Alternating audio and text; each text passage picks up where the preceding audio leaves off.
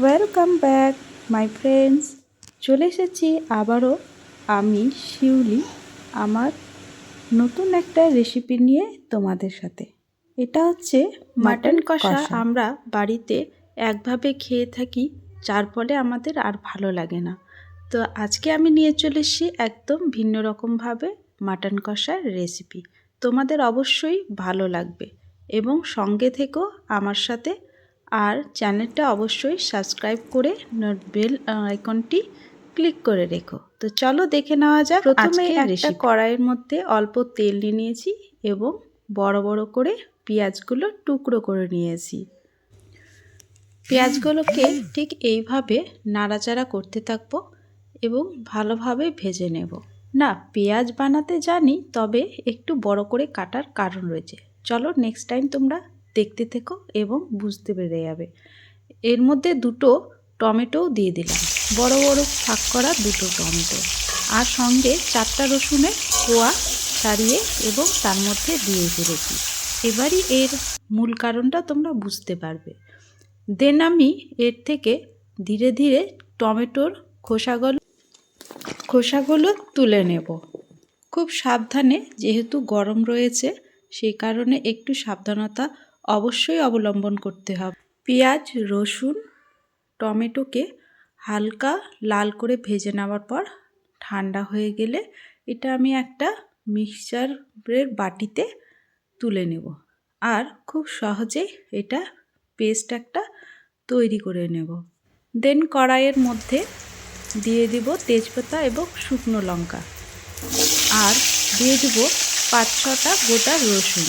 গোটা রসুন অনেকেই ভালোবাসে, তাই জন্য গোটা রসুন দিলে বেশ ভালোও লাগে। রসুনটাকে একটু হালকা করে ভেজে নেওয়ার পর দেন এর মধ্যে আমরা দিয়ে দিব মাংসটা। এখানে মাংস 1 কিলোর মতো রয়েছে। মাংসটাকে ভালোভাবে ফ্রাই করে নেব।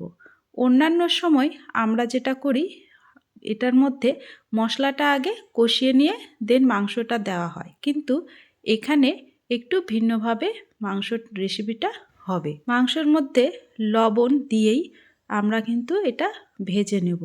হালকাভাবে ভেজে নেওয়ার পর এর মধ্যে আমরা দিয়ে দিব সেই মশলাটা যেটা আমরা তৈরি করছিলাম।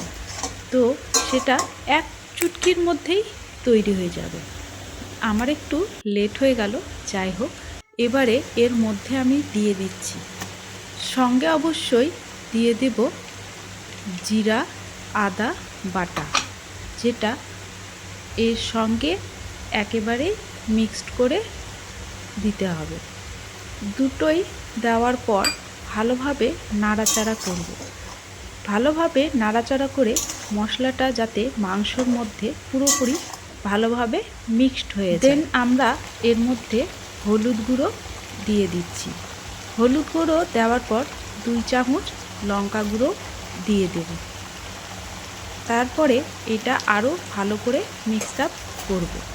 এই মিশ্রণটার ফলেই মাংসের যে গ্রেভিটা তৈরি হবে সেটা কিন্তু খুব সুস্বাদু হবে। খুব ভালোভাবে মিক্স আপ করে এর মধ্যে আর অন্য কিছু না দিয়ে শুধু মশলার মধ্যেই কষতে দিব এবং এটার মধ্যে থেকে জল এবং তেল অটোমেটিক ছেড়ে দেবে। দিয়ে দিব এর মধ্যে ঢাকা, আর কোনো কিছু করতে লাগবে না। ঢাকাটা একদমই বাঞ্ছিত। তো আমরা প্রায় 15 মিনিট পর খুলে দেখব এর মধ্যে কেমন কালার হয়েছে। তো তোমরা দেখতেই পাচ্ছ এর কালার কেমন এসেছে এবং তেলটা কিন্তু ছেড়ে দিয়েছে, আর সঙ্গেও নিচে থেকেই জল ছেড়েছে। তা আমরা এর মধ্যে আর জল কোনো রকমভাবেই অ্যাড করব না। এটা মশলার মধ্যে ধীরে ধীরে মিক্সড হয়ে যাবে। প্রায় আধ ঘন্টা আরও লাগবে। অর্ধেক সেদ্ধ হয়ে গেছে। এর মধ্যে আমরা এবার আলু দিয়ে দিলাম।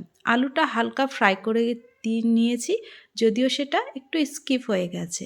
তো তোমরা অবশ্যই আলুটা হালকা ফ্রাই করে নেবে। প্রায় আমাদের রান্নার মূল যেটা কাজ সেটা কিন্তু হয়ে গেছে। ঢাকা দিয়ে দেব প্রায় আধ ঘন্টা। তারপরে এর মধ্যে দিয়ে দিব গরম মশলা, যেটা আমি বাড়িতেই তৈরি করেছিলাম, গোটা গরম মশলা এনে। আর শেষে দিয়ে দিব অল্প পরিমাণে ঘি। ব্যাস, আমাদের রেসিপি এখানেই শেষ। আর তোমরা এর গ্রেভিটা দেখে একদমই লোভে পড়ে যাবে। তো আর কোনো কিছু নাই, জাস্ট একবার এইরকমভাবে মাটন কষা খেয়ে দেখো, দুর্দান্ত এর স্বাদ। একবার খেলে অবশ্যই বারে বারে করার চেষ্টা করবে। তো তোমরা আমার সাথে এতক্ষণ থাকলে এর জন্য অনেক অনেক ধন্যবাদ। আর নেক্সট ভিডিওর জন্য অবশ্যই তোমরা আমাকে ফলো করে রেখো। আর এইটুকুই বলে আমি এখানেই শেষ করছি। ওকে, টাটা, বাই।